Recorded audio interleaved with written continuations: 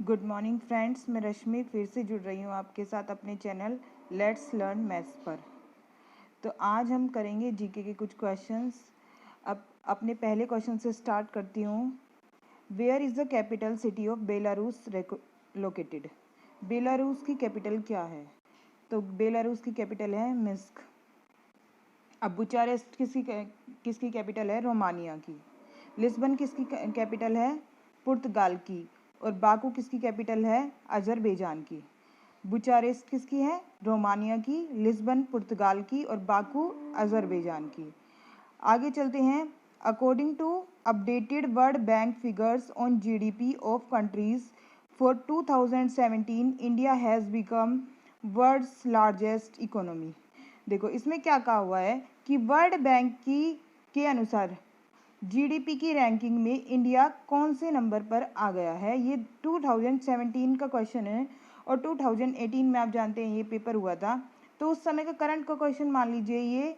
ये जो है इंडिया 6th पोजीशन पे उस समय था और अब 6th पोजीशन पे कौन है? अब 6th पोजीशन पे फ्रांस आ गया है। फ्रांस 6th पोजीशन पे आ गया है 2018 में। और जो इंडिया है वो जीडीपी के अकॉर्डिंग 7th रैंक पर चला गया है। अब ये रैंक वाले क्वेश्चन आप देखेंगे करंट के लिए बहुत इंपॉर्टेंट होते हैं, तो इन पर विशेष ध्यान देना होता है। हम जब भी जीके की तैयारी करें या करंट अफेयर्स की तैयारी करें तो रैंक वाले क्वेश्चंस पर ज़रूर ध्यान दें। हर साल यूएन या वर्ल्ड बैंक वगैरह जो है रैंक डिसाइड करते हैं, बहुत सारे बेसिस पर रैंक निकाली जाती है, तो वो सारे रैंक वाले क्वेश्चन हमें ध्यान से पढ़ने चाहिए। आगे चलते हैं। What is the study of new born called? New born की स्टडी क्या कहलाती है? तो न्यू बॉर्न की स्टडी कहलाती है नियोनेटोलॉजी। ये जो है न्यू बॉर्न की स्टडी कहलाती है। और कालोलॉजी क्या कहलाती है? ये कहलाती है फेशियल ब्यूटी की स्टडी। फेशियल ब्यूटी की स्टडी में क्या हम रीड करते हैं? इसमें हम ये रीड करते हैं कि फेशियल ब्यूटी का सोशल इश्यूज़ पर क्या इम्पैक्ट पड़ता है। साइटोलॉजी आप जानते हैं कोशिका विज्ञान होता है। और गायनोलॉजी आप स्त्री रोग विशेषज्ञ जानते ही होंगे। तो न्यू बॉर्न की स्टडी कौन करता है? नियोनेटोलॉजी। आगे चलते हैं। वर्गीकरण मैच में तीसरे स्थान पर अर्जेंटीना ने सुल्तान अल्जान शाह कप 2018 के 27वें संस्करण में 3-2 गोल करके को हराया। अब देखिए ये सुल्तान अजलान शाह कप ये जो है हॉकी के लिए होता है। ये भी जो है 2018 का करंट का क्वेश्चन हो गया। अब कब होने वाला है ये अब होगा 2022 में, सॉरी 2020 में होगा। ये अभी अप्रैल में होने वाला था, लेकिन कोरोना की वजह से ये जो है पोस्टपोन हो गया और ये सितंबर में चला गया 2020 में। आगे चलते हैं। ऑन 10th में sepoy mutiny broke out at. आपको पता है कि 10 मई 1857 को जो है क्या हुई थी? 1857 की क्रांति हुई थी, पहला स्वतंत्रता संग्राम हुआ था भारत का। तो ये कहाँ से शुरू हुआ था? जो सिपाही विद्रोह है वो कहाँ से शुरू हुआ था? वो हुआ था मेरठ से। आगे चलते हैं। The 5th president of India was, fifth president कौन थे इंडिया के? तो श्री नीलम संजीवा रेड्डी कौन से नंबर के थे? ये थे 6th नंबर के।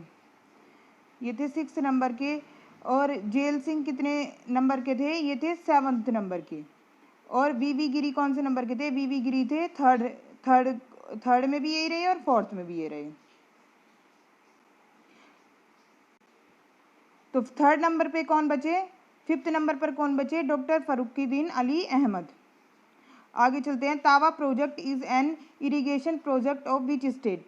तावा प्रोजेक्ट किस स्टेट की बहुउद्देशीय परियोजना है?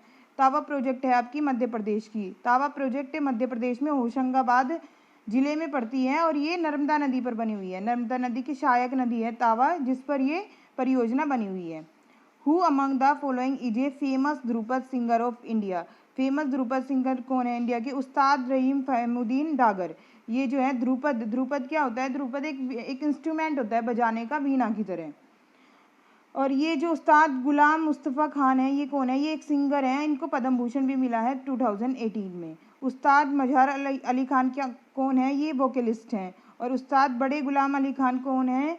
ये जो है एक ये भी वोकलिस्ट हैं। तो ध्रुपद फेमस ध्रुपद सिंगर कौन हो गए? उस्ताद रहीम डागर। आगे चलते हैं। Which of the following article provides that the state shall endeavor for the promotion of international peace and security? आपको जो भी ये आर्टिकल्स दिखाई दे रहे हैं ये आपको पता होगा कि ये DPSP के आर्टिकल हैं। ये हमारे भारतीय संविधान में कुछ नीति निर्देशक तत्व होते हैं, उनसे रिलेटेड आर्टिकल हैं। नीति निर्देशक तत्व हमने कहाँ से लिए थे? ये लिए थे हमने आयरलैंड से। तो जो इंटरनेशनल पीस को दिखाता है वो आर्टिकल 51 है। DPSP क्या होता है कि जो राज्य है वो कल्याणकारी राज्य की स्थापना करने के लिए उसने कुछ नियम बनाए हुए हैं, कुछ कानून बनाए हुए हैं जो आर्टिकल 36 से 51 में हमारे संविधान में वर्णित हैं। तो ये सारे जो हैं DPSP को शो कर रहे हैं। तो इनमें से ये बताना था कि इंटरनेशनल पीस से रिलेटेड DPSP कौन सा है? तो आर्टिकल 51 में है ये। आगे चलते हैं। द डैश ऑफ कारगिल विजय दिवस was celebrated across India on 26 जुलाई 2018। ये उस समय का करंट का क्वेश्चन हो गया कि 26 जुलाई 2018 को कौन से नंबर का कारगिल विजय दिवस मनाया गया? तो इसकी 19th एनिवर्सरी थी। अभी देखिए, अभी कुछ दिन पहले ही 26 जुलाई गई है, 26 जुलाई 2020। तो इसमें बताइए कौन से नंबर का कारगिल विजय दिवस मनाया हमने। आगे चलते हैं। Ministry of earth science has unrevealed suffer the first of its kind and most advance system in India. देखिए, ये भी उस टाइम का करंट का क्वेश्चन है। इसमें क्या कहा हुआ है कि मिनिस्ट्री ऑफ अर्थ साइंस ने सफ़र नाम से एक एडवांस सिस्टम लॉन्च किया है। सफ़र ये किस लिए था? ये एयर क्वालिटी को इम्प्रूव करने के लिए था। ये कहाँ किया गया है? तो ये दिल्ली में किया गया है। आगे चलते हैं। Which of the following rulers establish the Gupta dynasty. गुप्त साम्राज्य की स्थापना किसने की?